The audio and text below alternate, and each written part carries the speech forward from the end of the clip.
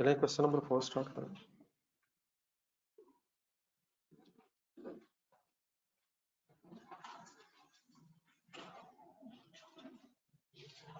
कल वाला क्लियर हो गया था प्लीज? कोई कंफ्यूजन तो नहीं कल से रिलेटेड? जी ऑनलाइन स्टूडेंट्स, आवाज ठीक है?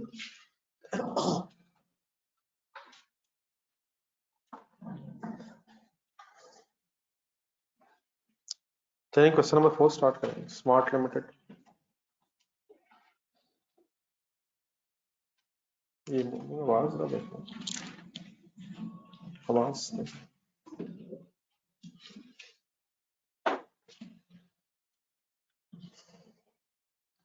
ये सर क्वेश्चन की तरह रिक्वायरमेंट देख लें। क्वेश्चन नंबर 4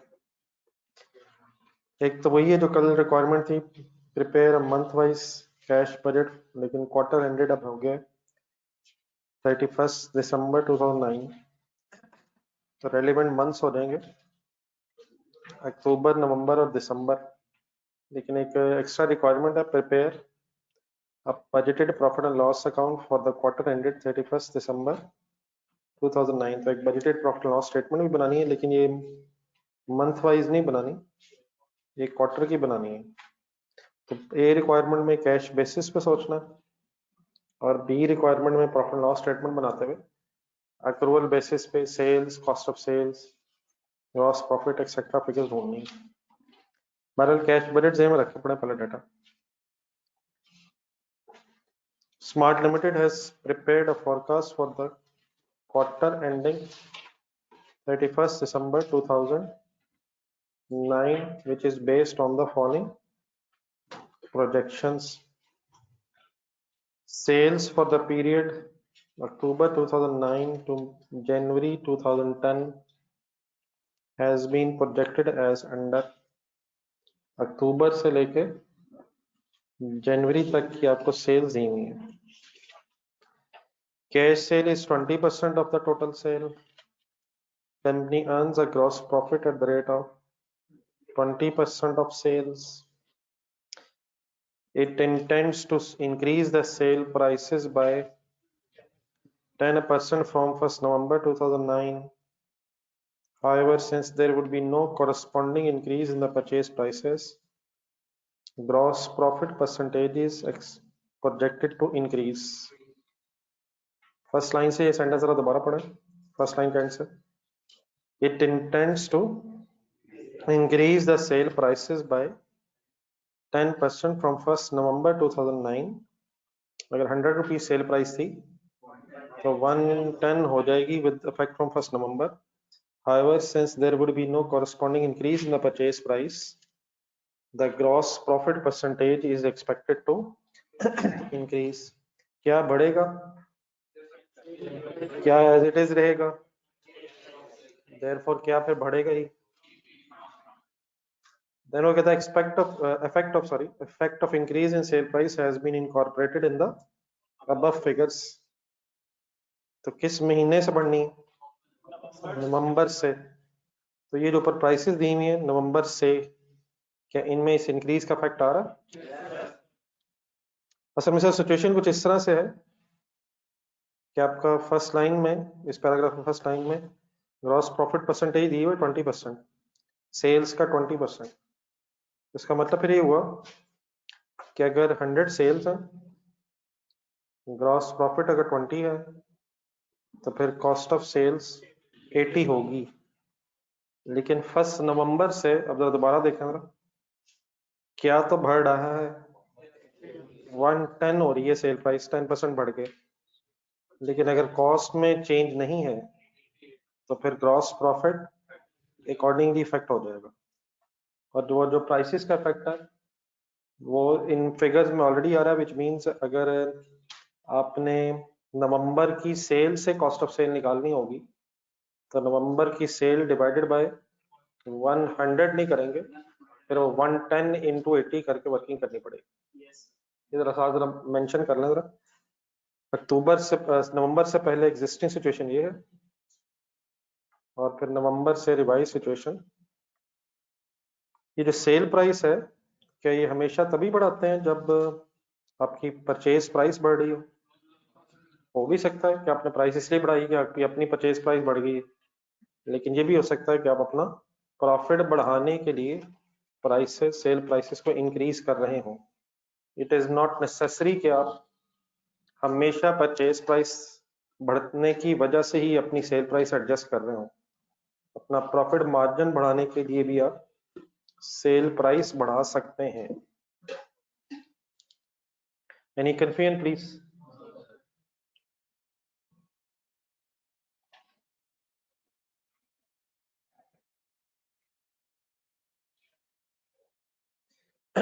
जी ऑनलाइन स्टूडेंट्स कोई कंफ्यूजन? चलो आगे।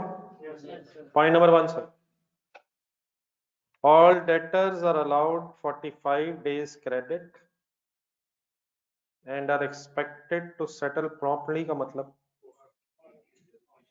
कितने दिन क्रेडिट के हैं, और expected to settle promptly means क्या पैसे 45 दिनों में मिल जाएंगे? फौरन मतलब होता है ना वैसे तो promptly का, लेकिन फौरन का मतलब ये कैश सेल नहीं है। अगर 45 डेज एप्लीकेबल है तो मीन्स उसे शायद 45 से डिले नहीं होंगे। Smart Limited follows a policy of maintaining stock equal to the projected sale of the next month। पिछला क्वेश्चन देखें जो कल कर रहे थे, क्वेश्चन नंबर 3, उसमें शायद 80% of the projected sale of the next month था। तो आज पॉलिसी जो हो गई है इक्वल टू मींस 100% शायद। Number 3, all creditors are paid in the month following delivery. अगर अक्टूबर की परचेज है तो नवंबर में फॉलोइंग डिलीवरी, लेकिन 10% of all purchases are cash purchases. It means 10 और 90% कैश और क्रेडिट का भी इफेक्ट होगा। Number 4, marketing expenses for October are estimated at 3 lakh. 50% of these expenses are fixed, whereas remaining amount varies in line with the sale value of sale, whereas underline करा था।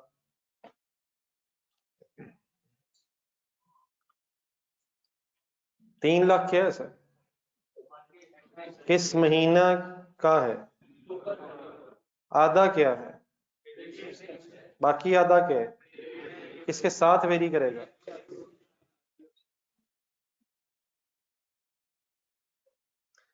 ऊपर जरा data देखें, मुझे नवंबर के मार्केटिंग एक्सपेंसेस बताएंगे जरा calculator में।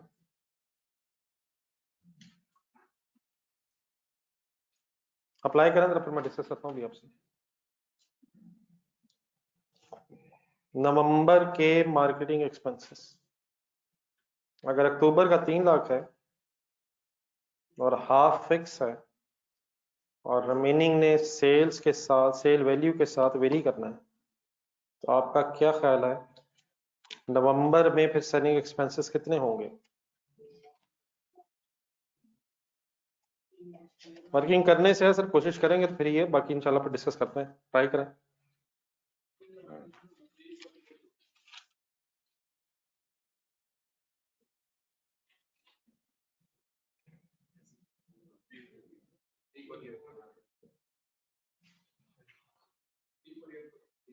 कैसे की वर्किंग? 3 लाख में से हाफ मींस 1.5 लाख तो एज इट इज रहेगा अगर सेल बढ़ी भी है तो। अगर फिक्स है तो इसका किससे ताल्लुक नहीं होगा? सेल से। लेकिन जब बाकी 150 है, ये किस महीने का है? अक्टूबर का है। तो अक्टूबर की सेल क्या है? तो अगर इसने सेल के साथ वेरी करना तो क्या करेंगे आप? 150 है, 75 लाख अगर सेल है तो सेलिंग वेरिएबल मार्केटिंग एक्सपेंसेस जो वेरिएबल है 150 है, तो यहाँ से हम एक परसेंटेज निकाल सकते हैं। कैसे? 150 डिवाइडेड बाय 75 लाख तक, एक मिनट सॉल्व करें जरा। एक परसेंटेज बन रही है। किस चीज की परसेंटेज है? पूरे वर्ड्स बोले जरा। Marketing expenses are 2% of sales. अब अगर सेल्स की अमाउंट कम या ज्यादा होगी तो क्या ये 2% चेंज होगा या 2% की बेस पे अमाउंट चेंज होगी? परसेंटेज वेरिएबल की सेम रहेगी लेकिन अमाउंट चेंज हो जाएगी। तो 150 divide by 75 lakh multiplied by 9.9 million is equal to, अब 198 समथिंग हो जाएगा ये। 198 क्या निकला, पूरा बताइएगा क्या है 198 पूरा। 198,000 क्या है, variable marketing expenses, 150 as it is रहेगा। तो इन दोनों को अगर सम करेंगे तो 3,48,000 फिर मार्केटिंग एक्सपेंसेस हो जाएंगे। इसी तरह दिसंबर में कर सकते हैं, फिक्स सेम रहेगा और इन लाइन विथ नहीं कर लेते वर्किंग, मतलब अच्छा हो गया अगर आपने कर ली। क्या चीज वेरी कर रही है और क्या नहीं कर रही, हाफ वेरी कर रहा है, हाफ वेरी कर रहा है विद सेल्स, और हाफ जो है वो फिक्स है, तो फिक्स एज इट इज रहेगा। और अगर सेल्स चेंज होंगी तो हाफ अमाउंट फिर अकॉर्डिंगली प्रोपोर्शनेटली बदलती जाएगी। Any confusion please. बाकी फिर दिसंबर और अगर जरूरत पड़ेगी तो जनवरी देखते हैं फिर फिगर्स।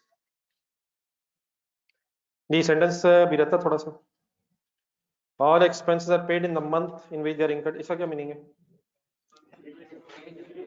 जिस महीने का एक्सपेंस डेबिट होना है उसी महीने कैश क्रेडिट भी होना है। इट मींस जिस महीने का एक्सपेंस है उसी महीने में प्रॉफिट लॉस में भी आना है और उसी महीने कैश बजट में भी क्रेडिट होना है। ये क्या फिक्स सेल परसेंटेज बदल जाती है फिक्स की, लेकिन उसका टोटल कांस्टेंट रहेगा नहीं, 1.5 lakh. Ji admin expenses paid for सितंबर are 2 lakh due to inflation, they are projected to increase by, अक्टूबर के बताएं। सितंबर के अगर 2 लाख हैं और इन्फ्लेशन की वजह से इन्होंने 2% हर महीने बढ़ना है, कैसे कर लेंगे? Multiplied by 2 lakh multiplied by 1.02, किस महीने की अमाउंट आ जाएगी? अक्टूबर की अगर आ जाए तो नवंबर की निकाल लेंगे, फिर एक दफा 1.02 हो जाएगा and so on. Depreciation is provided at the rate of, depreciation is charge from the date of purchase to the date of disposal. अब डेप्रिसिएशन कैश बजट में तो नहीं आएगी, लेकिन आपने प्रॉफिट लॉस स्टेटमेंट बनानी है, उसमें फिर एज एन एक्सपेंस रिकॉर्ड करेंगे। देन नंबर 7, एक कुछ पुरानी चीज भी छोटी सी बीच में आएगी। on 31st October 2009, office equipment having book value of rupees 5 lakh, which is 40% of the cost, on 1st October 2009 would be replaced at a cost of rupees 2 million after adjustment of the trade-in allowance of rupees 3 lakh. The balance would have to be paid in cash. Full concentration sir एक दफा पढ़ें, एक छोटी सी working भी कीजिएगा और एक दो क्वेश्चंस भी जरा आंसर करने की कोशिश कीजिएगा, पढ़ें जरा।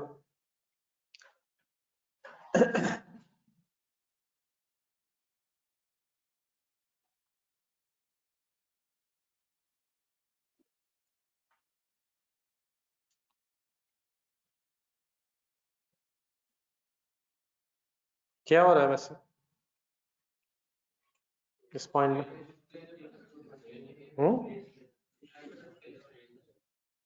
कोई एक्सचेंज हो रहा है सर? सोच के डेट बताएं, किस डेट पे एक्सचेंज होनी है?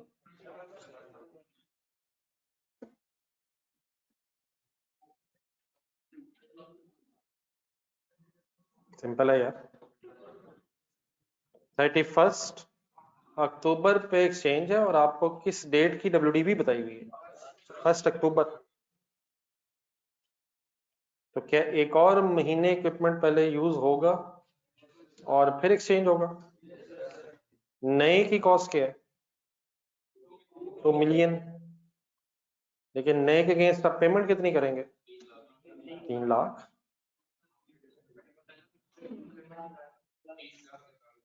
3 lakh.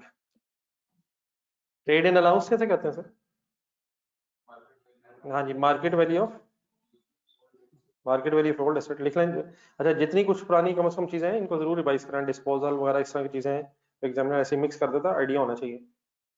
Market value of used asset कह लें या ओल्ड एसेट कह लें, जिसको एक्सचेंज करें, जिसके अगेंस्ट नया ले रहे हैं।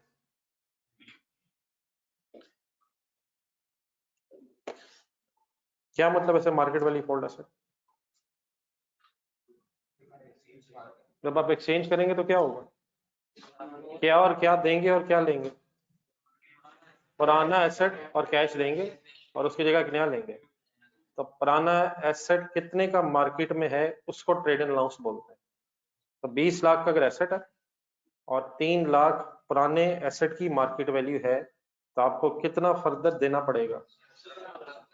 अगर फॉर एग्जांपल आप ये ना एक्सचेंज करते तो सिंपली ये 20 लाख का एसेट है, लेकिन अगर पुराने के साथ एक्सचेंज कर रहे हैं तो पुराना आप 3 लाख अगर मार्केट वैल्यू का दे रहे हैं, तो आपको फिर balancing figure 17 lakh rupees cash की देनी पड़ेगी। ठीक है प्लीज? तो ट्रेड एंड अलाउंस पे करना पड़ता है या ये बच जाता है? ये नहीं पे करना पड़ेगा ना, ये तो आपने पुराना एसेट के तौर पे दे दिए। तो 17 लाख फिर कैश पेमेंट है। और फाइनली ये जो मार्केट वैल्यू ओल्ड एसेट है, फिर इसे WDV of the old asset से कंपेयर करके इस ओल्ड एसेट का गेन या लॉस कैलकुलेट करेंगे। तो पुराने एसेट की डिस्पोजल रिकॉर्ड होती है at the time of exchange, और उसकी जगह फिर नया एसेट जो खरीदते हैं आप, उसकी परचेज रिकॉर्ड करेंगे। तो what is the date of exchange please? लेकिन आपको 1 अक्टूबर की डेट दी हुई है, तो 1 अक्टूबर की WDV देने का मतलब 1 महीने की डेप्रिसिएशन आप ओल्ड एसेट पे चार्ज करके पहले WDV निकालेंगे 31 अक्टूबर की, और फिर उसकी डिस्पोजल रिकॉर्ड होगी, और फिर जो नया इक्विपमेंट आएगा उसकी कितने मंथ्स की डेप्रिसिएशन चार्ज करेंगे। नीचे रिक्वायरमेंट देखें ना, क्वार्टर की वर्किंग होनी है, कौन से महीने की किस पे और कौन कौन से की किस पे। अक्टूबर की डेप्रिसिएशन ओल्ड एसेट पे, और उसके बाद नवंबर और दिसंबर फिर न्यू एसेट शायद यूज हो रहा होगा। बाकी अभी मैं डिटेल में बात करूंगा, प्लीज दोबारा फिर वर्किंग कीजिएगा मेरे साथ। नंबर 8 जो पॉइंट है सर, वो इस क्वेश्चन में सबसे इंपॉर्टेंट है अंडरस्टैंड करना। The opening balances on 1st October 2009 are projected as under। 1 अक्टूबर हमारे क्वार्टर का स्टार्ट है, उसके ओपनिंग बैलेंसेस दिए हैं। तो सबसे पहले तो कैश एंड बैंक ओपनिंग है, जो हमारे कैश बजट का स्टार्टिंग पॉइंट बन जाएगा। सही कह रहा हूं? कैश बजट का फॉर्मेट क्या है? Opening balance plus receipts minus payment. तो 1 अक्टूबर है, अक्टूबर नवंबर दिसंबर, तो 1 अक्टूबर को हमारा opening balance of cash and bank 25 lakh है।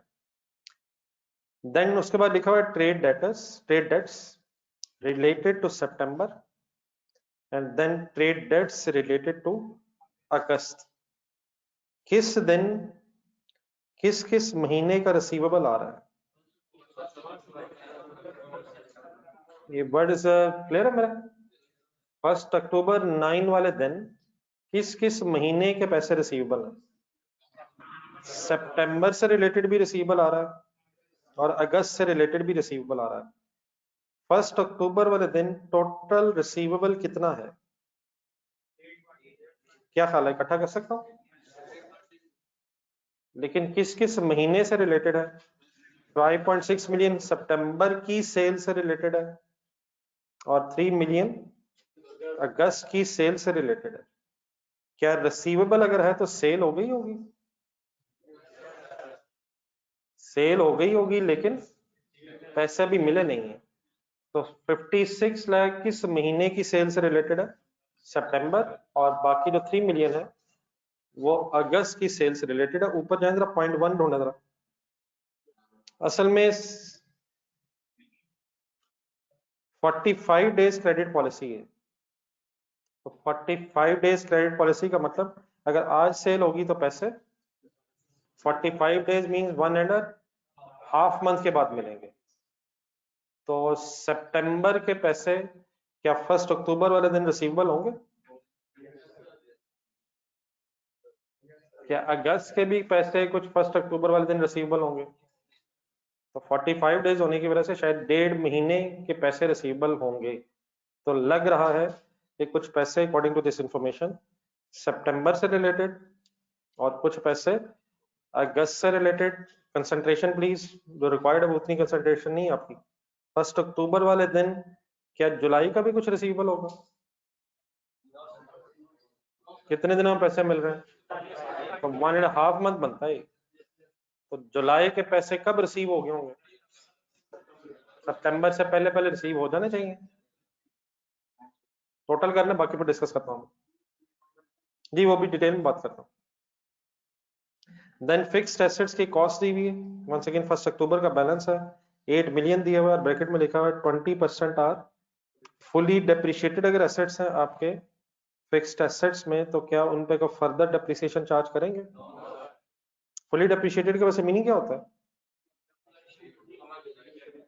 जिन पे जितनी डेप्रिसिएशन चार्ज होनी थी वो हो चुकी है, तो उन पे फर्दर डेप्रिसिएशन चार्ज नहीं होनी चाहिए। ऊपर पॉइंट नंबर 6 में है डेप्रिसिएशन का मेथड क्या है, और अगर रेट दिया हुआ है तो किससे मल्टीप्लाई करेंगे? कॉस्ट से मल्टीप्लाई होता है या डब्ल्यूडीवी से? हर साल रिड्यूसिंग बैलेंस मेथड में क्या हो रहा होता है? फर्स्ट ईयर रेट कॉस्ट से मल्टीप्लाई होता है सर, और सेकंड ईयर से ऑनवर्ड्स डब्ल्यूडीवी से मल्टीप्लाई होता है। रजिस्टर कौन है फॉर्मेट बना?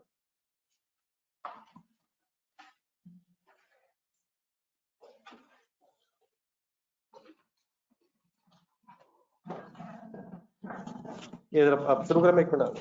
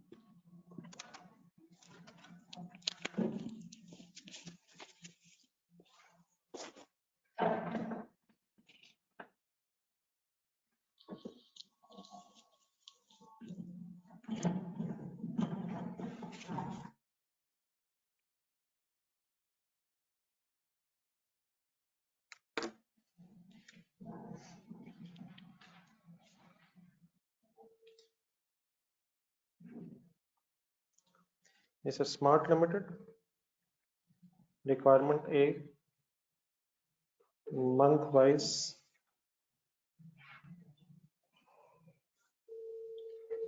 cash budget for the quarter ending 31st December 2009।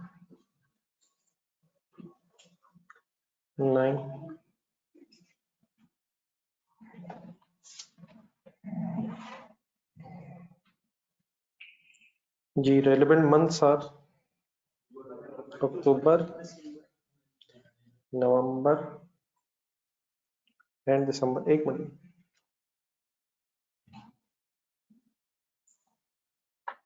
Ji, rupees इनका डिसीजन ले लीजिए। 1000 में डाटा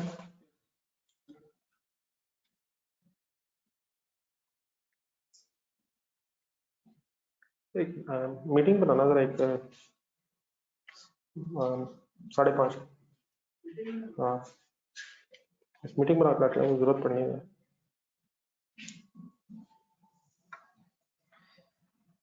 जी सर, कल काफी कुछ हो गया डिस्कस। नई चीजें जो आई हैं वो इंशाल्लाह मैं डिस्कस करता हूँ, बाकी जो चीजें रिपीट होंगी वो जरा आप हेल्प करें। जी, स्टार्टिंग पॉइंट ढूंढे। ओपनिंग बैलेंस किसका? स्टॉक का। Opening balance of cash and bank 2500 in thousands।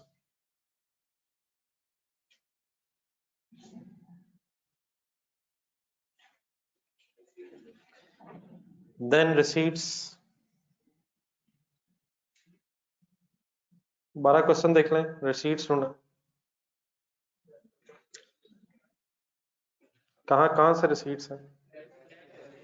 Cash sale और क्रेडिट सेल है कोई? कैश सेल और क्रेडिट सेल की रिसीट के अलावा कोई हो नहीं सकता या है नहीं?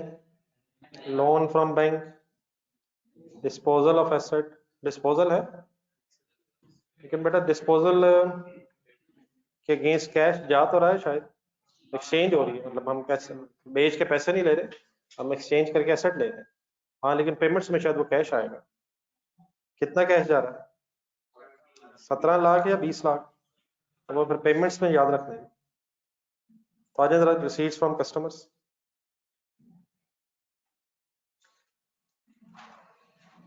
वर्किंग वन,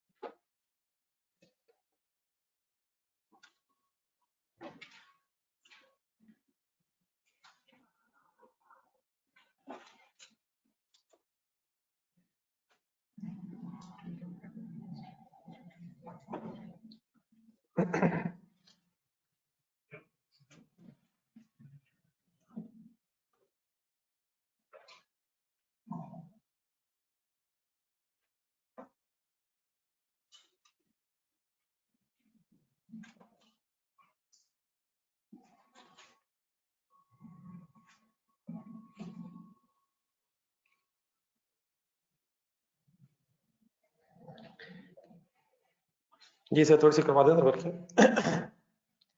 अक्टूबर, नवंबर, दिसंबर,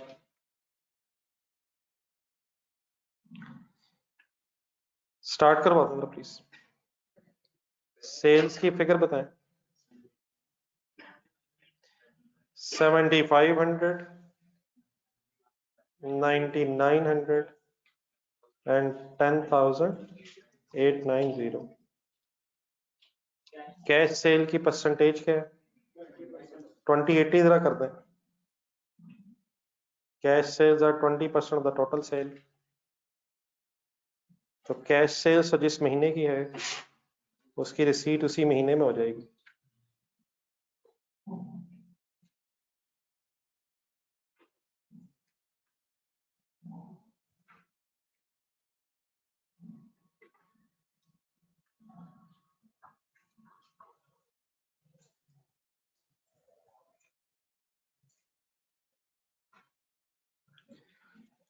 $1,500, नेक्स्ट वन 1980, 2178। तो ये तो कैश सेल की रिसीट इन्हीं रिस्पेक्टिव मंथ्स में आ जाएगी। बैलेंसिंग फिगर अक्टूबर की क्रेडिट सेल 6,000, 7920 एंड 8712।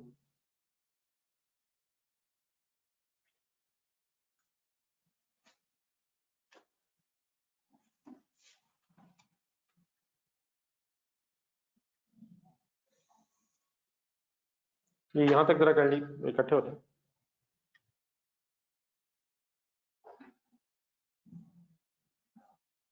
ये बेटा ऑनलाइन ठीक है यहाँ तक?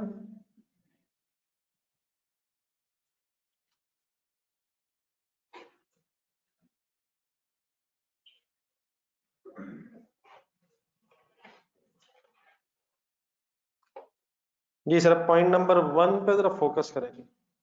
45 डेज क्रेडिट पॉलिसी को पहले सही तरह समझ लें। अक्टूबर की क्रेडिट सेल है 6,000, 45 डेज क्रेडिट पॉलिसी है। बताएंगे पैसे अक्टूबर के कब मिलेंगे?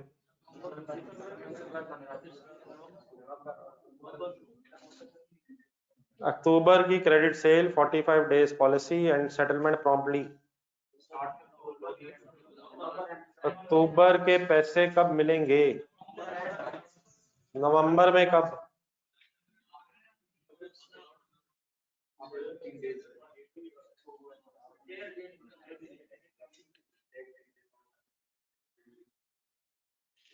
मैं से पूछ रहा हूँ, बता ही नहीं। कोई नवंबर एंड में पहुंचा हुआ, कोई कहीं पहुंचा हुआ। असल में सबसे इंपॉर्टेंट सीन अब इस वक्त क्या है कि ये सेल कब हुई, ये अक्टूबर में सेल कब हुई है। अगर तो ये अक्टूबर के पहले दिन को सेल हुई है तो फिर तो नवंबर के तकरीबन 15 या 16 तारीख, 45 दिन पूरे करने सर। इसमें इंपॉर्टेंट चीज और भी है, यकीनन कुछ महीने 31 के हैं, फिर फरवरी 28 का भी है, दिसंबर भी 31 का है, लेकिन on average by default we assume कि हर महीना 30 डेज का, unless of course we have any other information. By default we assume कि हर महीने में 30 डेज। तो अगर फॉर एग्जांपल 1 अक्टूबर की सेल है तो तकरीबन कौन सी डेट बोलो नवंबर की, 15 या 16, ठीक है। और अगर ये अक्टूबर की आखिरी डेट है ये तो दिसंबर की 15, 45 डेज चैलेंजिंग हो जाए ना जरा। लेकिन अब हमें नहीं पता ये किस दिन की सेल है, तो देयरफॉर आप हमेशा अज्यूम करेंगे अनलेस वी हैव इंफॉर्मेशन कि सेल और परचेज इवनली है। ये क्वेश्चन नंबर 3 जरा ढूंढे, उसके नीचे कल एक नोट लिखा हुआ था, उसकी कल जरूरत तो नहीं पड़ी, लेकिन एक नोट वहां लिखा जरा पड़ेगा। ऑब्वियसली अगर एग्जामिनर आपसे कहे कि सारी सेल किसी एक दिन खास दिन हुई है फिर तो हम कुछ नहीं कर सकते, फिर तो उसी दिन हुई होगी। लेकिन अगर इंफॉर्मेशन हो तो वी अज्यूम के सेल परचेज रिस्पेक्टिवली इवनली का मीनिंग अब क्या है, इक्वली है। इक्वली का मतलब हर रोज बिजनेस करते हैं हम, वी लव बिजनेस, हर रोज बिजनेस हो रहा है। मीन्स उसे कैलकुलेटर पकड़े। अब 6000 क्या है, इस महीने की क्रेडिट सेल है सर। तो एक महीने में अक्टूबर में के महीने में कितने दिन, डिवाइड बाय 30 करें, ये पर डे सेल है। तो जो पर डे सेल है 1 अक्टूबर वाली जो सेल है वो तकरीबन नवंबर की 16 तारीख को पैसे मिलेंगे।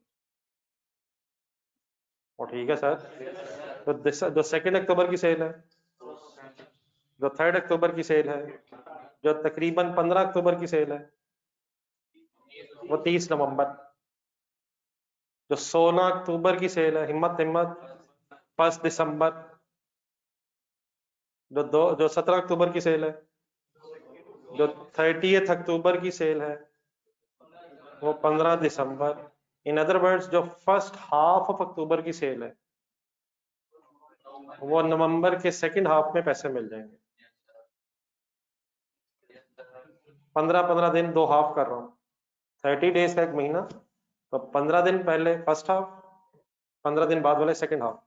तो 1 अक्टूबर से लेके 15 अक्टूबर तक की जो सेल के पैसे हैं वो अप्रोक्सीमेटली हमें नवंबर की 16 से लेके 30 नवंबर तक मिलने का मतलब फर्स्ट हाफ ऑफ अक्टूबर के पैसे सेकंड हाफ ऑफ नवंबर में मिल जाएंगे, और सेकंड हाफ ऑफ अक्टूबर के पैसे फर्स्ट हाफ ऑफ दिसंबर में चले जाएंगे। नवंबर ट्राई करें जरा, नवंबर के फर्स्ट हाफ के पैसे दिसंबर के सेकंड हाफ में, और नवंबर के सेकंड हाफ के पैसे जनवरी के सेकंड हाफ में मिलेंगे, जो शायद दिसंबर के जनवरी के फर्स्ट हाफ में सॉरी मिलेंगे, जो शायद दिसंबर के एंड पे फिर रिसीवेबल आ रहे होंगे।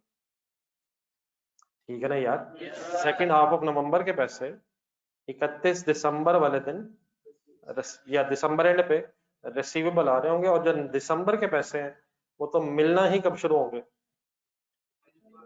फर्स्ट हाफ ऑफ दिसंबर के पैसे जनवरी में हाफ मिलने हैं, बाकी हाफ फरवरी में चले जाएंगे। तो दिसंबर एंड पे दिसंबर की सारी सेल रिसीवेबल में होनी चाहिए। Okay please. अब आने जरा नीचे लास्ट पॉइंट आया था, क्या कुछ पिछले महीनों का रिसीवेबल भी है लिखा हो, ट्रेड डेट्स, डेट्स साथ ट्रेड भी है यार, ट्रेड डेट्स का कोई मीनिंग बताया यार मेरे अलावा। ट्रेड डेट्स है, ट्रेड के डेट्स है, प्लीज यार, मेरा तो खैर यही होता है। ट्रेड रिसीवेबल्स होंगे, ट्रेड क्रेडिटर्स होता है, वो ट्रेड के क्रेडिटर्स अगर हों, पेबल्स भी हो सकता है, लेकिन ट्रेड डेट्स मेरा ख्याल थोड़ा सा जरा एक ओ बीच में से और आर शायद गायब हुआ है। ट्रेड रिसीवेबल्स, लोन रिसीवेबल भी होता है लेकिन वो सिर्फ डेट शायद होता है, डेट इक्विटी। ट्रेड का डेट तो उससे कभी नहीं काम होगा। ट्रेड का डेट देख लें भारत क्या जी सर, आए मेन चीज पर रहे ये एनालिस्टमेंट आपने को पार्टिसिपेट किया फर्स्ट हाफ सेकंड हाफ। अब बेटा ये शायद सबसे इंपॉर्टेंट एडजस्टमेंट है, थोड़ा सीरियस रह लीजिएगा। 1 अक्टूबर वाले दिन ये बैलेंसेस है यार। 1 अक्टूबर वाले दिन सितंबर से रिलेटेड भी कुछ रिसीवेबल है और अगस्त से रिलेटेड भी कुछ रिसीवेबल है। पहले तो ये क्लियर कर लें क्या ये दोनों अमाउंट्स 1 अक्टूबर को रिसीवेबल है? किस किस महीने से रिलेटेड रिसीवेबल है? अब सितंबर में है जरा, सितंबर की जो क्रेडिट सेल होगी उसके फर्स्ट हाफ के पैसे अक्टूबर के सेकंड हाफ में मिलने होंगे, जो देयर फॉर 1 अक्टूबर पर सारे रिसीवेबल होंगे फर्स्ट हाफ के पैसे। जो सितंबर का सेकंड हाफ होगा उसके पैसे भी नवंबर के फर्स्ट हाफ में मिलने हैं। तो क्या सितंबर की 100% क्रेडिट सेल के पैसे 1 अक्टूबर पर रिसीवेबल होंगे? वो क्यों? फर्स्ट हाफ ऑफ सितंबर के पैसे सेकंड हाफ ऑफ अक्टूबर में मिलने हैं और सेकंड हाफ ऑफ सितंबर के पैसे फर्स्ट हाफ ऑफ नवंबर में मिलने हैं। तो इस 56 lakh is reflecting 100% credit sale of सितंबर। क्या ये सेल है, ये रिसीवेबल है? ये रिसीवेबल है, लेकिन अगर 45 डेज पॉलिसी है तो फिर ये सितंबर की 100% क्रेडिट सेल रिसीवेबल में आ रही होगी।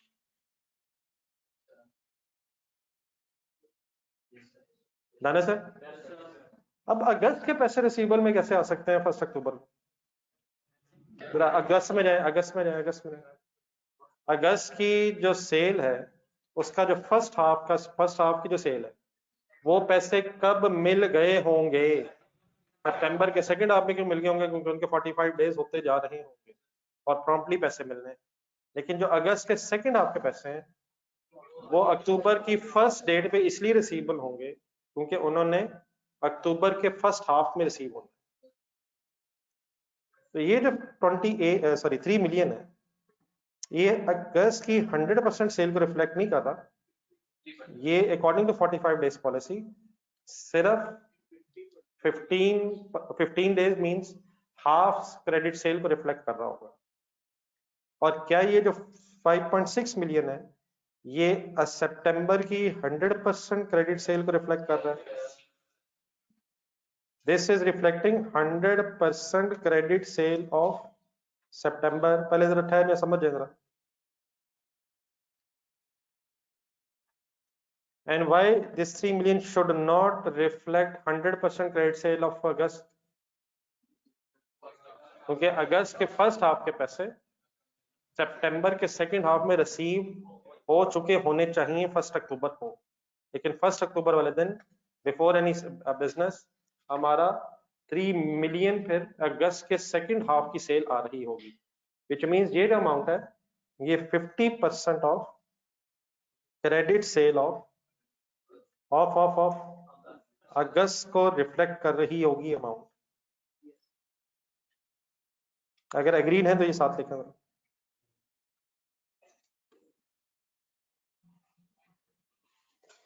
इज इट सेल और receivable? What is the meaning receivable? क्या हो गया है, क्या रह गया है?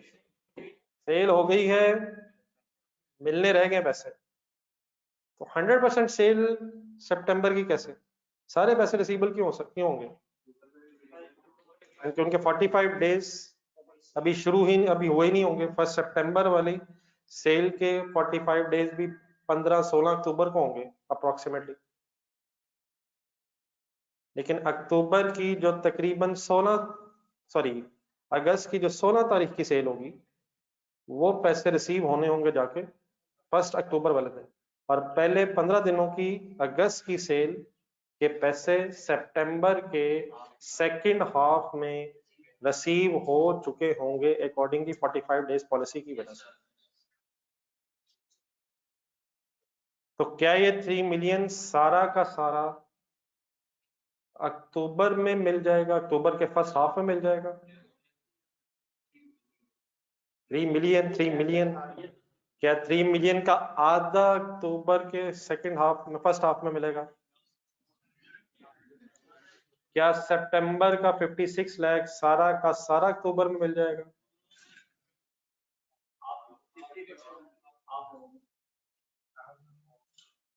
क्या 3 million is reflecting second half sale of August? तो ये second half of sale of August के पैसे अक्टूबर के पहले 15 दिनों में मिल जाएंगे और अक्टूबर में मिल जाएंगे, तो अक्टूबर में ही लिखेंगे। लेकिन जो सितंबर की क्रेडिट सेल के पैसे हैं, इसमें से आधे किस महीने में और आधे किस महीने में? आधे अक्टूबर के सेकंड हाफ में, मींस अक्टूबर में, और बाकी आधे नवंबर के फर्स्ट हाफ में, मींस नवंबर में लिखेंगे। अब यकीन हमने मंथ्स आधे आधे नहीं करना है, चाहे पहले हाफ में मिले पैसे या सेकंड हाफ में मिले किसी एक महीने में, उसी महीने के अंदर आ तो जाएंगे। लेकिन सितंबर की 5.6 मिलियन जो अमाउंट है, इसका हाफ हमें अक्टूबर में मिलेगा और सेकंड जो हाफ रह जाएगा वो फिर 15 सितंबर से लेकर 30 सितंबर वाला है, वो नवंबर के फर्स्ट हाफ में मिल रहा होगा। ये प्रॉब्लम कल वैसे क्यों नहीं आई है? जरा कल वाला क्वेश्चन नंबर 3 देखें, कल इस तरह की सिचुएशन क्यों नहीं आई? कल जरा शायद 30 डेज थे, सॉरी एक था शायद अगले महीने और बाद में 2 महीने, तो मतलब राउंड आ रहे थे 30 डेज या 60 डेज, तो पूरा पूरा महीना आ रहा था। यहाँ जरा 45 डेज की वजह से एक महीना और बाद में फिर आधा महीना काउंट हो रहा है। आई होप कि कुछ समझ आ गई बात। आए आप ट्राई करें, फिर कंप्लीट करें। बताएं अक्टूबर में कहां से शुरू करूं? क्या अक्टूबर में को पैसे फ्रॉम अगस्त रिसीवेबल आएंगे? जी ऑनलाइन स्टूडेंट्स बताएं क्या लिखूं यहाँ? इसका हाफ होगा 3000, ये ऑलरेडी ही हाफ होगा। ये ऑलरेडी ही हाफ क्यों होगा? क्योंकि अगस्त के फर्स्ट हाफ के पैसे would not be receivable on 1 October, second half के ही हो सकते हैं। और जब सेकंड हाफ के पैसे अक्टूबर में मिलने चाहिए according to 45 days policy. Final है सर 3 मिलियन। और फ्रॉम सितंबर, अक्टूबर में कितने लिखूं और नवंबर में? अब समझ आ रहा है प्लीज हाफ क्यों हो रहा है? 2800 अक्टूबर में एंड रिमेनिंग 2800 नवंबर में।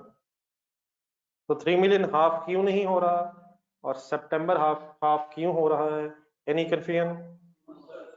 बाकी कंप्लीट करें। ये ऑनलाइन स्टूडेंट्स आपको क्लियर है?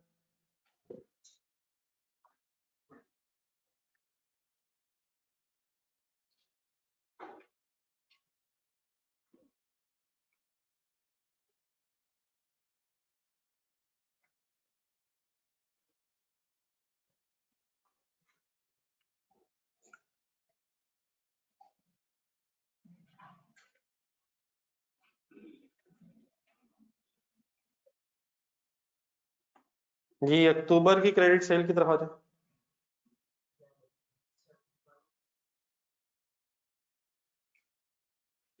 ये बड़ा अगस्त की जो क्रेडिट सेल है, उसके जो पहले 15 दिनों के पैसे होंगे वो तो सितंबर की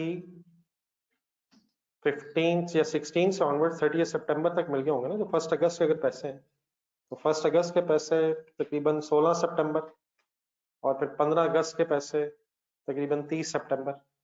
तो फर्स्ट हाफ ऑफ अगस्त के पैसे सितंबर एंड तक रिसीव हो चुके होंगे और ये हम रिसीवेबल की इंफॉर्मेशन देख रहे हैं। तो जो अगस्त के पैसे अक्टूबर को रिसीवेबल होंगे अक्टूबर के स्टार्ट पे, और फिर सिर्फ सेकंड हाफ के ही हो सकते हैं। और सेकंड हाफ ऑफ अगस्त के पैसे फिर अक्टूबर के फर्स्ट 15 डेज में सारे के सारे मिल जाएंगे अकॉर्डिंग टू 45 डेज पॉलिसी। अब क्लियर है प्लीज? ये अक्टूबर के पैसे कैसे लिखेंगे? क्रेडिट सेल ब्रेक होनी है, क्रेडिट सेल की बहस हो रही है। तो 3000 एंड 3000 नवंबर में से, फ्रॉम नवंबर credit sale 7920 divided by 2 3960, sorry नवंबर के आधे दिसंबर में, और बाकी आधे हमसे रेलिवेंट नहीं होंगे हमारे इस टाइम पीरियड में, बाकी आधे फिर मिलेंगे जाके जनवरी में। दोबारा जरा क्लियर करने, दिसंबर एंड पे बताएंगे किस किस महीने का कितना कितना रिसीवेबल होगा। दिसंबर एंड पे किस किस महीने का कितना कितना रिसीवेबल होगा। नवंबर का आधा होगा और दिसंबर का पूरा होगा अकॉर्डिंग टू 45 डेज पॉलिसी। ठीक है प्लीज। और नवंबर का आधा सारा का सारा जनवरी में मिल जाएगा, ऐसे ही ना यार। और दिसंबर का आधा जनवरी में, बाकी आधा फिर फरवरी में चला जाएगा। देख लीजिए अब स्टिल अगर कंफ्यूजन। तो नवंबर हाफ, रिमेनिंग हाफ एंड दिसंबर के जो क्रेडिट सेल के रिसीवेबल्स हैं वो फिर रिसीव नहीं हुए होंगे एज ऑन 31 दिसंबर। इकट्ठा करें टोटल रिसीट्स, कैश सेल्स भी हैं और क्रेडिट सेल की रिसीट्स भी हैं।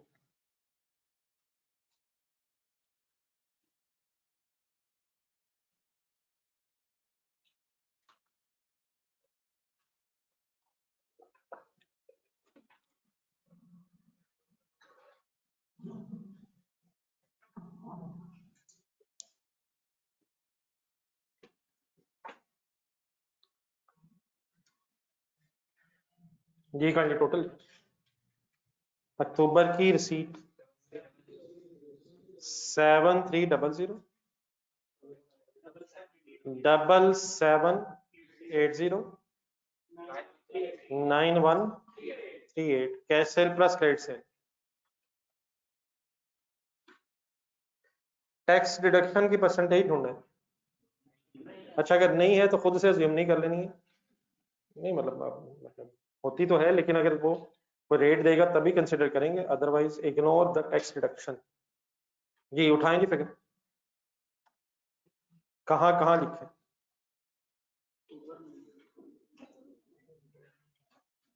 $7300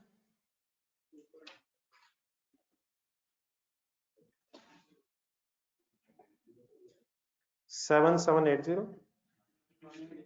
9138।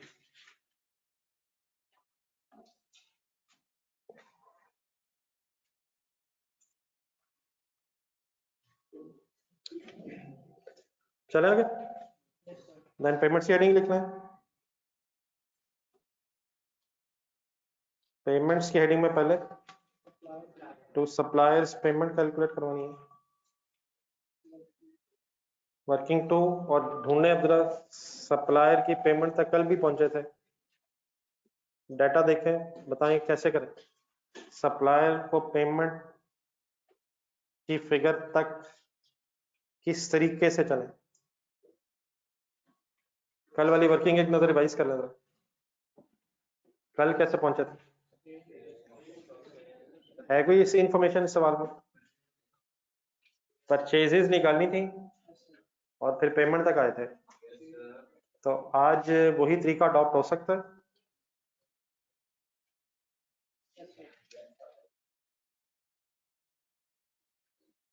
हो सकता है सर, सेल गिवन है सर, मार्जिन ऑफ प्रॉफिट भी गिवन है, क्या निकल आएगा सेल से, कॉस्ट ऑफ सेल अगर आगे फिर क्या करेंगे, क्लोजिंग स्टॉक की पॉलिसी ढूंढेंगे, क्लोजिंग स्टॉक निकाल लेंगे, फिर क्या ढूंढेंगे, ओपनिंग स्टॉक ढूंढेंगे, क्लोजिंग प्लस कर लेंगे कॉस्ट ऑफ सेल में, ओपनिंग क्या निकाल लेंगे।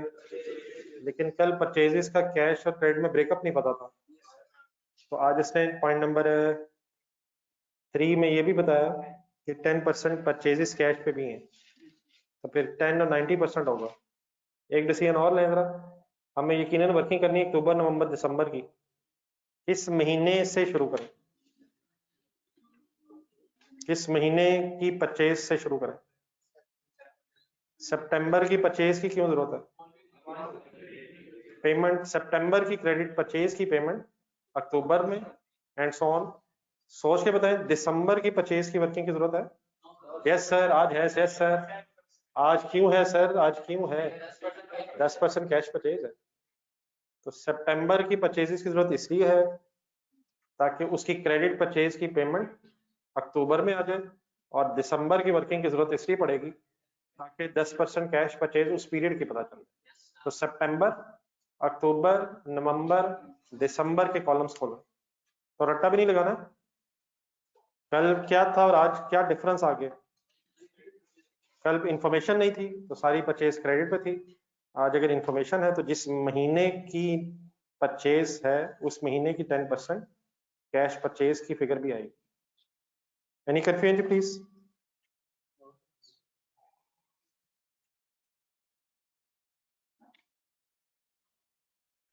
पेमेंट टू सप्लायर्स, सितंबर की क्या जरूरत है? सितंबर की जो कैश परचेज होगी उससे तो हमारा कंसर्न नहीं है, वो तो सितंबर की ही पेमेंट है। लेकिन सितंबर की क्रेडिट परचेज की पेमेंट फॉलोइंग मंथ मींस अक्टूबर में प्रेजेंट होनी चाहिए। सॉरी, सितंबर, अक्टूबर, नवंबर एंड दिसंबर। सिर्फ 2 लाइनें मैंने लिखनी है, 2 लाइनें मुझे लिखवा दें जरा स्टार्टिंग, उसके बाद फिर आपकी तरफ है सारा। सेल्स लिखवाएं, सितंबर की सेल है,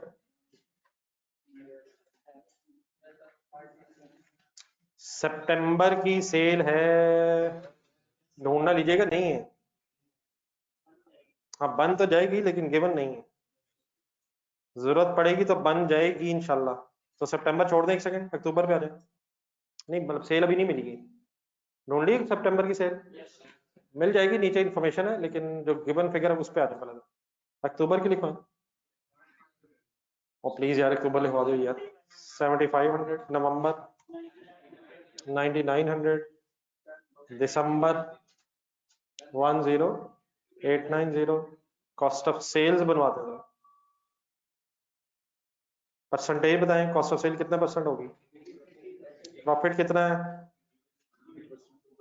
हाँ जी, अक्टूबर में 20%, 80% कॉस्ट ऑफ सेल, लेकिन इसकी वर्किंग करनी पड़नी है। बताएं अक्टूबर की कॉस्ट ऑफ सेल क्या होगी? छोड़ दें लिखना, प्लीज छोड़ दें सारा, लिखवा दें फिगर से। 6000 कैसे निकाला आपने? 7500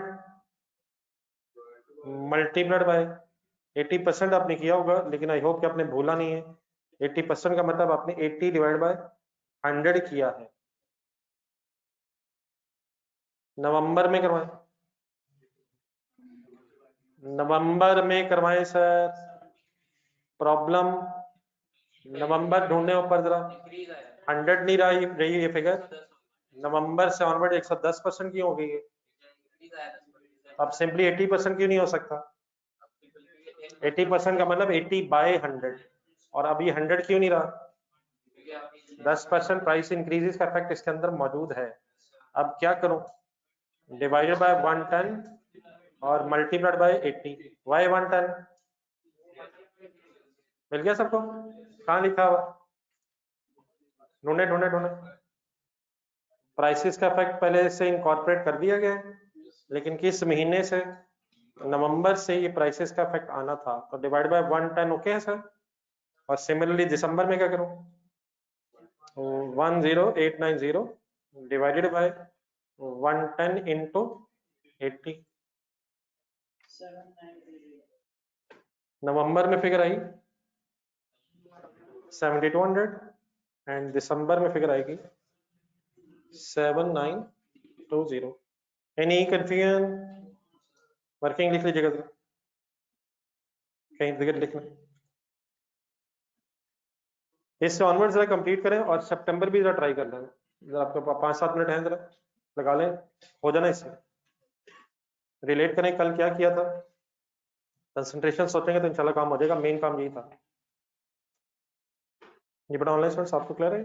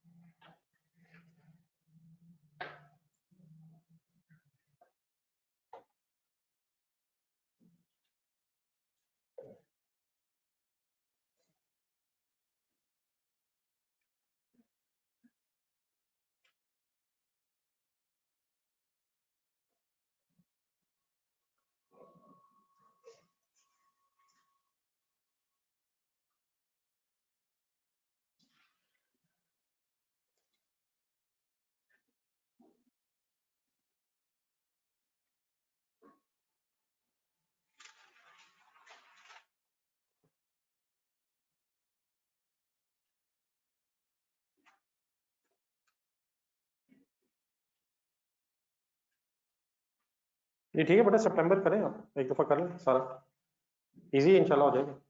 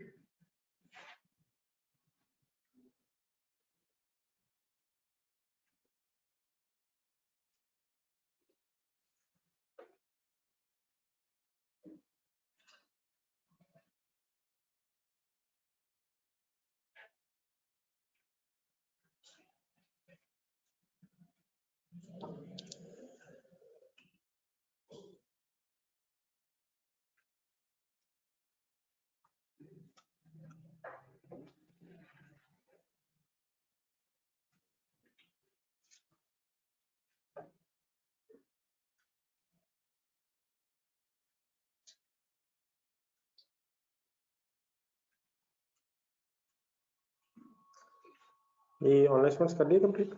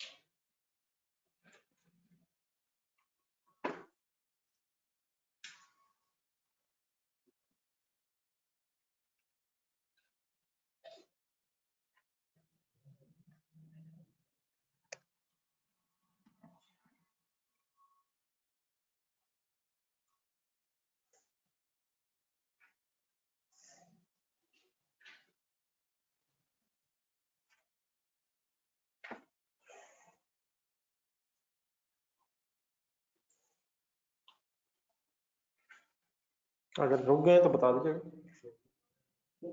चलो कर रहे हैं, कर लें, लेकिन अगर स्टक हो जाए तो बता दो।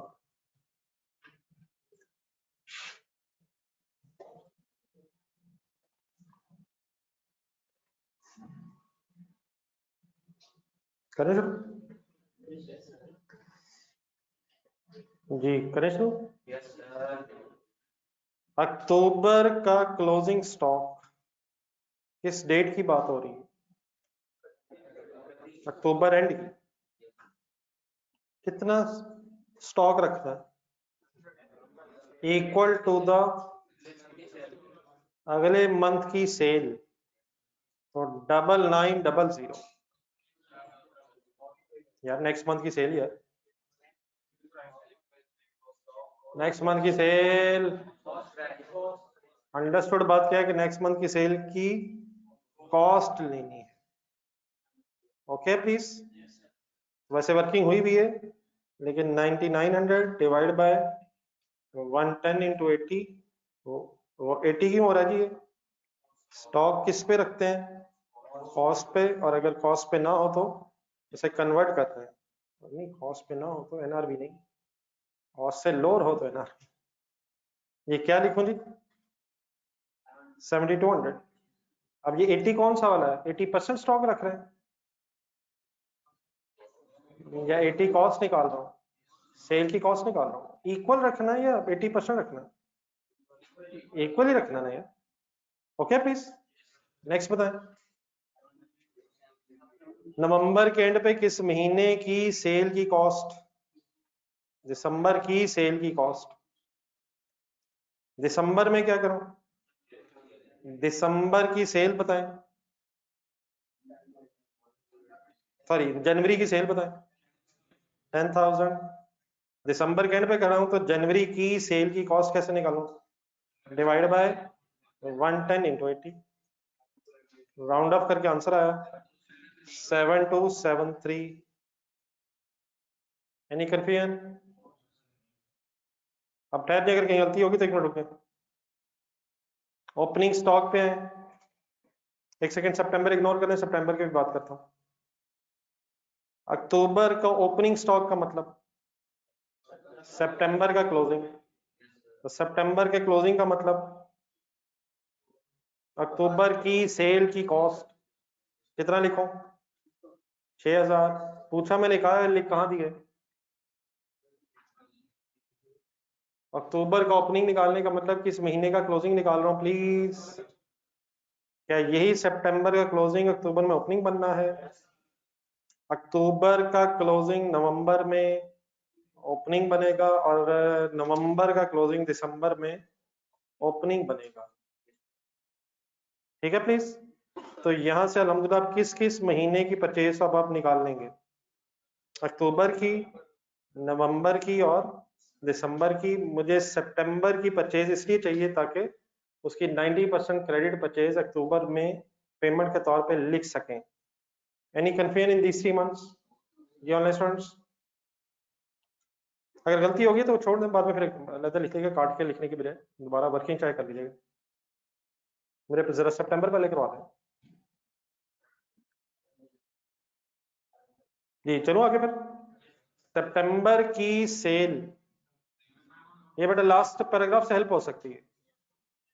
मुझे सितंबर का रिसीवर मिला था कितना? वो 5600 क्या रिफ्लेक्ट कर रहा था? क्रेडिट सेल ऑफ, पूरी क्रेडिट सेल ऑफ सितंबर को रिफ्लेक्ट कर रहा था। और हमें ये पता है कि कैश सेल की परसेंट 20% है, कैश सेल की परसेंटेज 20% है। तो देयर फॉर क्रेडिट सेल से टोटल सेल निकाल सकता हूँ, डिवाइडेड बाय 80 इंटू 100। सितंबर का क्लोजिंग स्टॉक 6000 कैसे आया जी? मेरे सामने एक सवाल आया है, आप बताएंगे सितंबर का क्लोजिंग स्टॉक 6000 कैसे आया? सितंबर के एंड पे फरहान साहब अगर बेटा खड़े हैं तो नेक्स्ट मंथ की सेल की कॉस्ट लेनी है, तो सितंबर के एंड पे अक्टूबर की सेल 7500 और उसकी कॉस्ट पे 6000। ठीक है। सितंबर के एंड पे अगर खड़े हैं तो फॉलोइंग मंथ हो जाएगा अक्टूबर, और अक्टूबर के सेल 7500 और उसकी कॉस्ट पे 6000 ले रहा हूँ, और सितंबर के एंड पे जो क्लोजिंग स्टॉक है वो फिर नवंबर का ओपनिंग बन जाएगा। ठीक है प्लीज फॉर्म।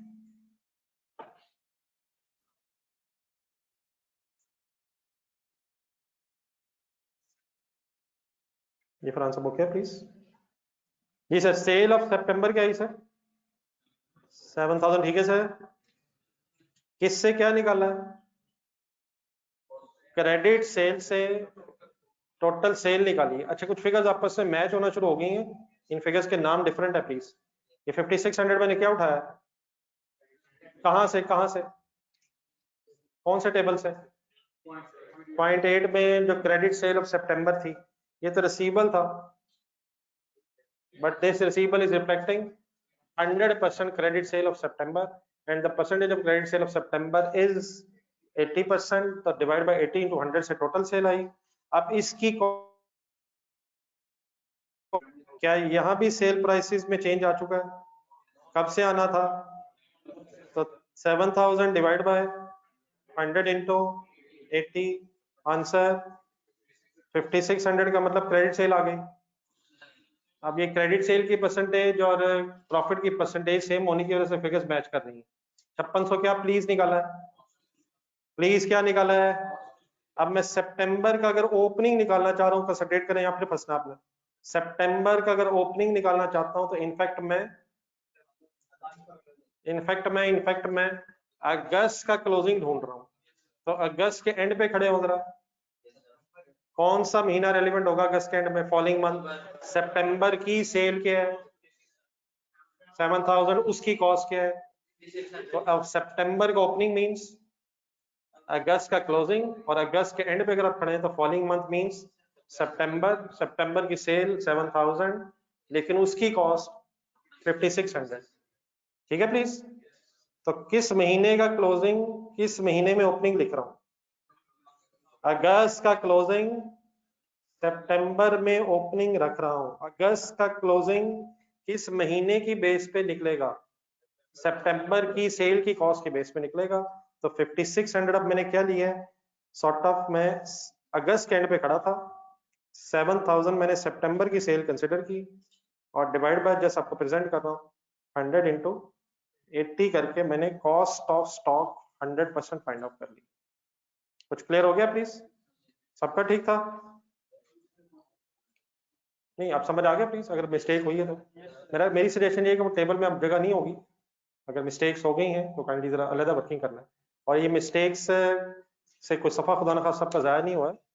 होपफुली आपने सोचा है, इंसान गलती कर ही लेता है, लेकिन वैसे अक्टूबर नवंबर दिसंबर में आपने क्या गलती की होगी? अगर गलत हुआ है तो सितंबर तो चलो ठीक है, क्या गलती हुई है वैसे अक्टूबर नवंबर दिसंबर? आपने रेलिवेंट डेट नहीं, जिस समय मैं बोलता हूँ ना 31 अक्टूबर पे खड़े हैं, नवंबर पे एंड पे खड़े हैं, जब तक मेरा ख्याल है क्लोजिंग को एग्जैक्टली डेट की तरह ना सोचा जाए तो गलत हो जाता है। और फिर क्लोजिंग से ओपनिंग ठीक ठाक गलतियां नजर आ रही हैं जी। नहीं, ये अच्छा, मुझे तो करवा दिया, खुद किया नहीं। नहीं, सेल लिखते हो तो हाथ वैसे कांपना चाहिए, सेल की फिगर स्टॉक के सामने लिखते हुए तो खौफ वैसे ही महसूस होना चाहिए। लेकिन आप प्लीज याद रहेगा, सेंटेंस वो यही कहेगा, sale of next month 80% sale of next month, लेकिन सेल की कॉस्ट कैलकुलेट करनी। जी online student sir, okay please. मेरी सजेशन ये कि दोबारा वर्किंग लिखना, मिस्टेक्स को काट के ठीक करने के बजाय, शायद बहुत सारी मैंने एक्स्ट्रा वर्किंग्स की हैं बीच में, एक्सप्लेन कर ले जहां जहां गलती हुई है।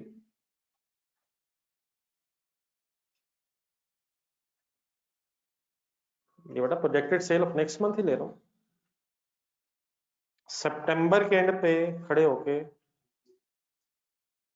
नेक्स्ट मंथ मींस अक्टूबर की सेल ली है मैंने, अक्टूबर की सेल की कॉस्ट बनाई है मैंने, अक्टूबर के एंड पे खड़े होके projected sale of the next month means नवंबर, नवंबर के एंड पे खड़े हूं तो projected sale of next month means दिसंबर, और अगर अगस्त के एंड पे खड़ा हूं तो projected sale of next month means सितंबर। ठीक है please clear?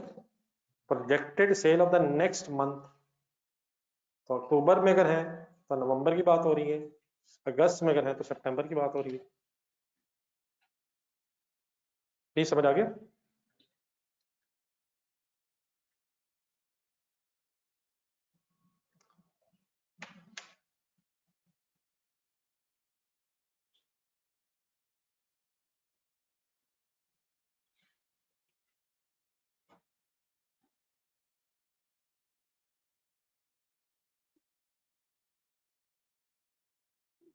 Any confusion?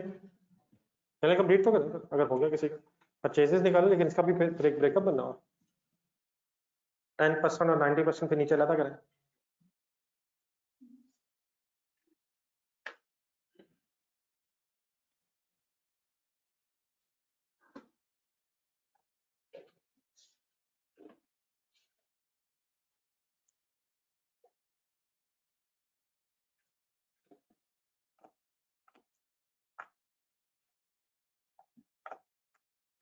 Ji online students कहाँ तक पहुंचे?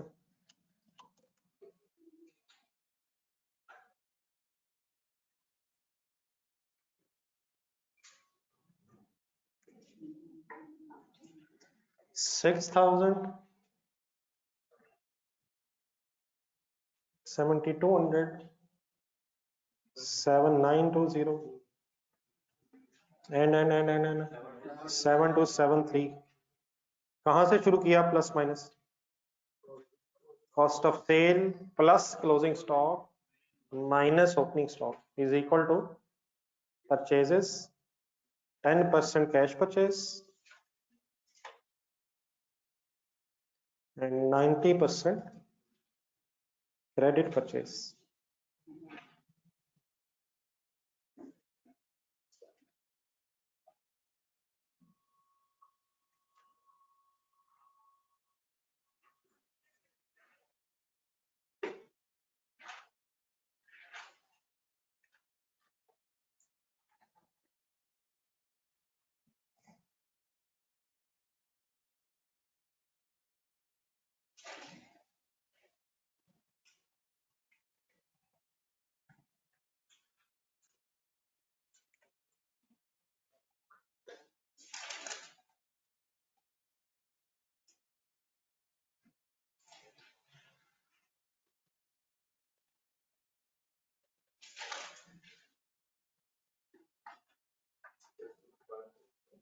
Six five.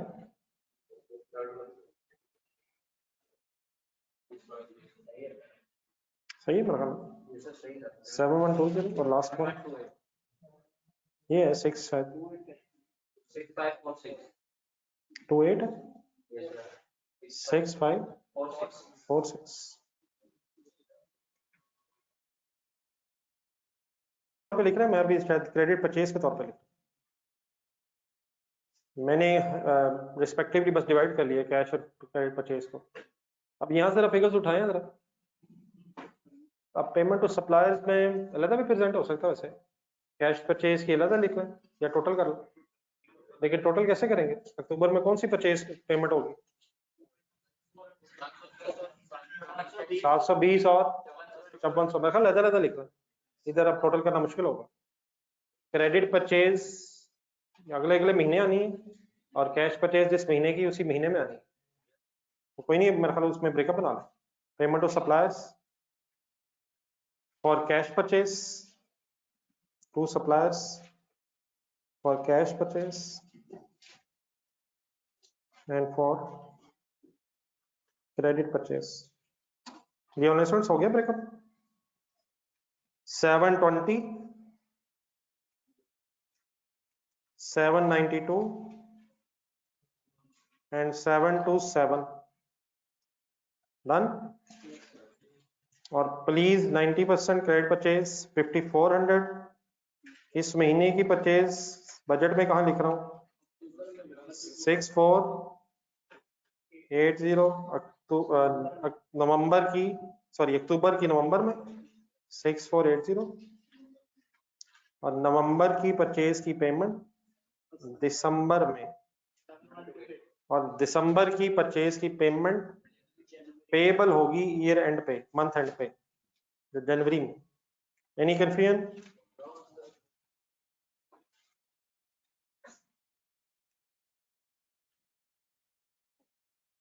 पेमेंट्स को जरा ब्रैकेट लगाना है।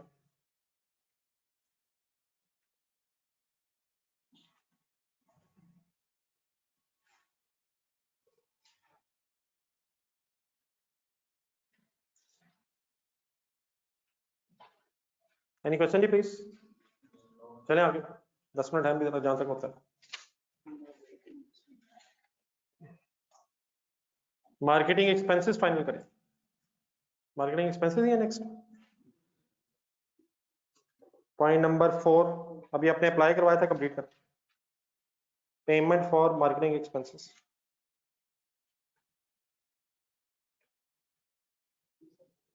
थाउजेंड्स में हो रहा है।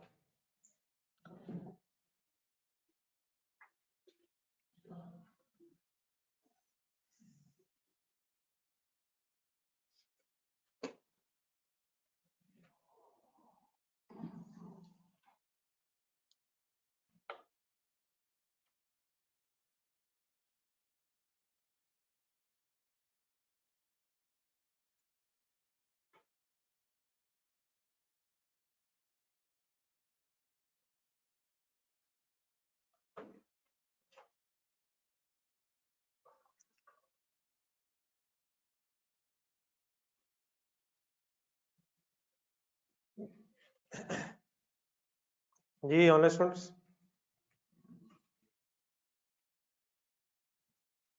अक्टूबर के मार्केटिंग एक्सपेंसेस तो गिवन है यार, और क्या जिस महीने का खर्चा उसी महीने आना पेमेंट के तौर पर। अक्टूबर तो गिवन है। कितना? फिक्स्ड एक्सपेंसेस की होती है पेमेंट, अनलेस कोई नॉन कैश ट्रांजैक्शन हो। कोई एग्जांपल बताएंगे फिक्स की? जी ठीक है, और क्या होंगे? परमानेंट एम्प्लॉइज, रेंट, डेप्रिसिएशन अगर है फिर नहीं आनी चाहिए। डेप्रिसिएशन भी ठीक है, लेकिन वो फिर अगर डेप्रिसिएशन की कोई पेमेंट मिल जाती है, सॉरी डेप्रिसिएशन एक्सपेंसेस में होती तो उसकी पेमेंट तो नहीं ना होती। एक्सपेंस तो है लेकिन पेमेंट नहीं है। जी नवंबर कैसे? 150 कर लिख लेता वर्किंग को, ये 150 हाफ अलग हो गया plus 150 divided by 7500 multiplied by 99 is equal to is equal to 348। December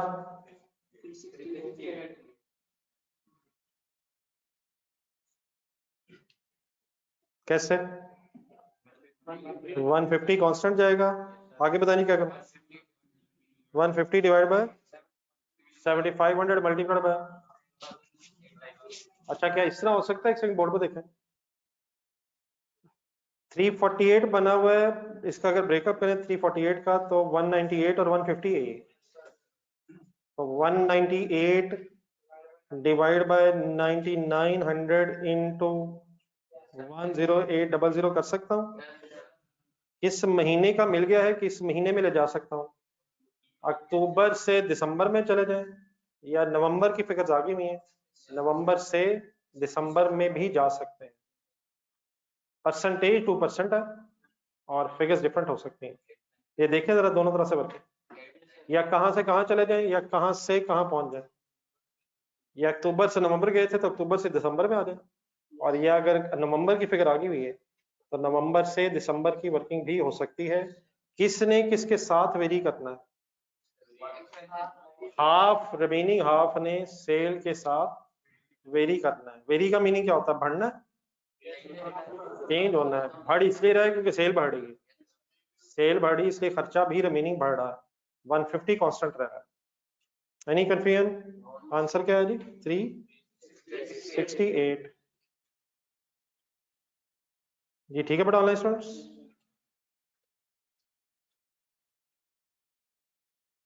admin expenses अपने बता दिए थे शायद। एडमिन एक्सपेंसेस अब सितंबर के गिवन है और 2% ईच मंथ है, लिखिए इन्फ्लेशन का फैक्टर।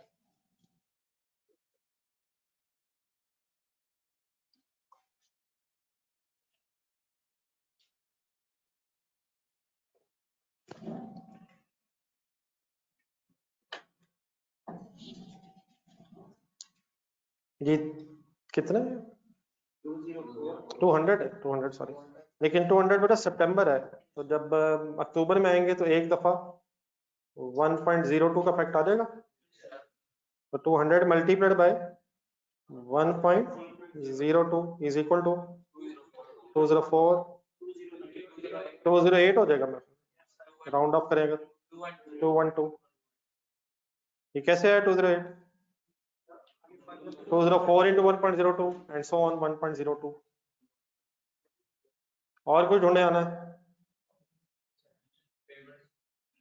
आना आना आना आना इक्विपमेंट आना है, ये इक्विपमेंट की पेमेंट आनी है, इतनी आनी है पेमेंट ऑफ इक्विपमेंट, पर नए इक्विपमेंट की पेमेंट हो रही है 3 lakh.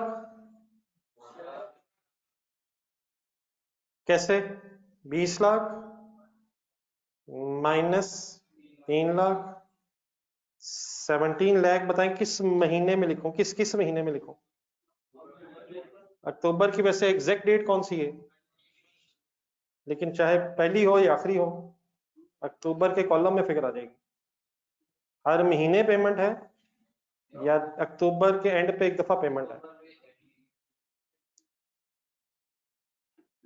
Any question please, anything else? Depreciation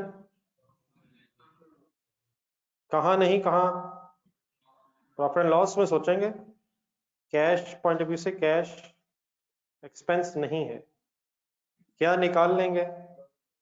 निकाल लें। ये बड़ा online students please figures okay हैं?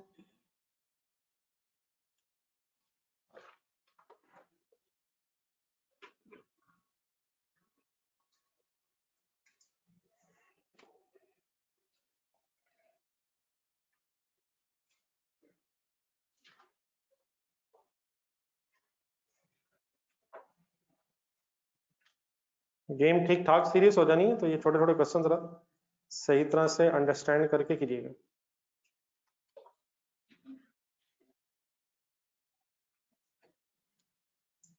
मंथ वाइज बेटा करना पड़ेगा, पहले अक्टूबर का क्लोजिंग आएगा तो ओपनिंग नवंबर का बन के फिर क्लोजिंग आएंगे। जो चीजें अब रिपीट हो रही हैं उनको ज़हन में रखने की कोशिश करें।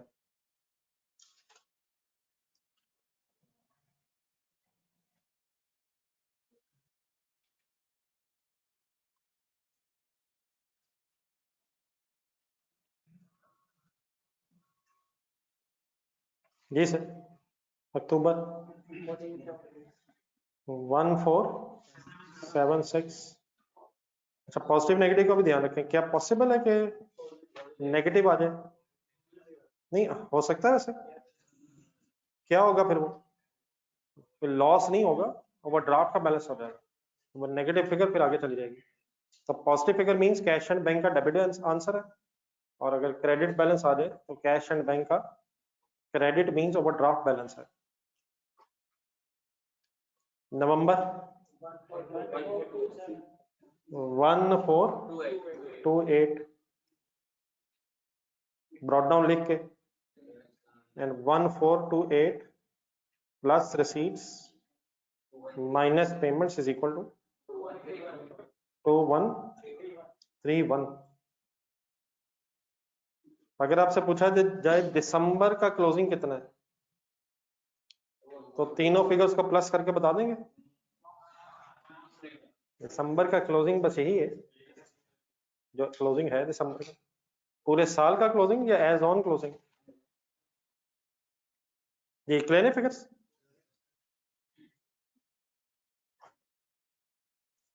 ये नोट्स है जो कल मैंने एक सेट दिया था, बुक्स ले ली है वैसे आप? नेक्स्ट वीक बुक सोच रहा है। चलिए इसका बी पार्ट भी रहता है इंशाल्लाह नेक्स्ट क्लास में, उसमें है एक दो इश्यूज जो मैं डिस्कस करूंगा। एक जरा क्वेश्चन ढूंढे, टेनिस ट्रेडिंग एक पेज आगे होगा जिनके पास नोट्स है, जिनको आप बुक का एक मिनट दिखाइएगा। तो मैंने आपके साथ क्वेश्चंस का एक पेज सेट शेयर किया था, उसमें टेनिस ट्रेडिंग ढूंढने गई, क्वेश्चन नंबर 4 के रेफरेंस से होगा। और जिन्होंने बुक ले ली है 49 पेज पे टेनिस ट्रेडिंग, एक ये क्वेश्चन रखे होमवर्क, इसने बड़े आराम से इंशाल्लाह होना है, सवाल इसके एक आध मसला बस होगा। ये इसका आंसर आपके नोट्स में भी है नेक्स्ट पेज पे, और बुक में जरा पेज नंबर बताएं जरा ढूंढ के, ये टेनिस ट्रेडिंग का आंसर का जरा पेज नंबर। वैसे तो इंशाल्लाह आंसर ढूंढना आपके लिए इशू नहीं है। पेज नंबर 49 पे क्वेश्चन है 55। It means in either of the case सब लोगों के पास आंसर भी अवेलेबल है। तो शुरू करें यार, इसमें संडे का दिन वेस्ट ना किया करें, कोशिश करेंगे संडे को कुछ टाइम निकाल के होमवर्क हो जाया करें, ठीक है। इंशाल्लाह फिर थर्सडे को मुलाकात होती है। ये ऑनलाइन स्टूडेंट्स आप भी काइंडली टेनिस ट्रेडिंग, ये आपके साथ कोई जो पीडीएफ शेयर हुआ होगा, और इसके नेक्स्ट पेज पे अगर यही है तो आपके पास आंसर भी है। बाकी इंशाल्लाह उम्मीद है मुझे कि शायद आपको बुक्स भी डिस्पैच होना स्टार्ट होगी हो शायद, तो नेक्स्ट थर्सडे तो होपफुली आपके पास बुक्स भी आ जाएंगे, ठीक है। प्लीज तो आप लोग भी ट्राई कीजिएगा, एक एक करके क्वेश्चन क्लास में भी डिस्कस करेंगे, एक एक दो दो जरा होमवर्क रखते रहें ताकि जरा इंडिविजुअल प्रैक्टिस भी हो रहे। ओके, अल्लाह हाफिज। अच्छा एक सॉरी, अभी बस एक मिनट चाहिए। ये मगरिब सैटरडे वाले दिन आफ्टर मगरिब एक फर्म के स्टूडेंट्स के साथ एक सेशन हो रहा होता है मेरा, तो जो लोग इंटरेस्टेड हो यू आर इनवाइटेड आफ्टर मगरिब, इंशाल्लाह आज भी होगा, ठीक है सर। तो जो लोग आना चाहे एवरी सैटरडे इंशाल्लाह आफ्टर मगरिब 5:45 तकरीबन मगरिब हो गया, वैसे 5:30 पे स्टार्ट होता है, लेकिन शायद फिर मगरिब पढ़ के ही शुरू करेंगे। अल्लाह हाफिज।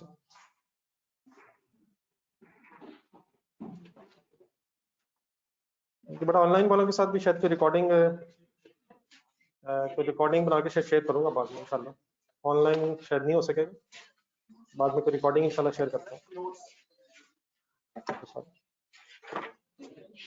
अल्लाह हाफिज।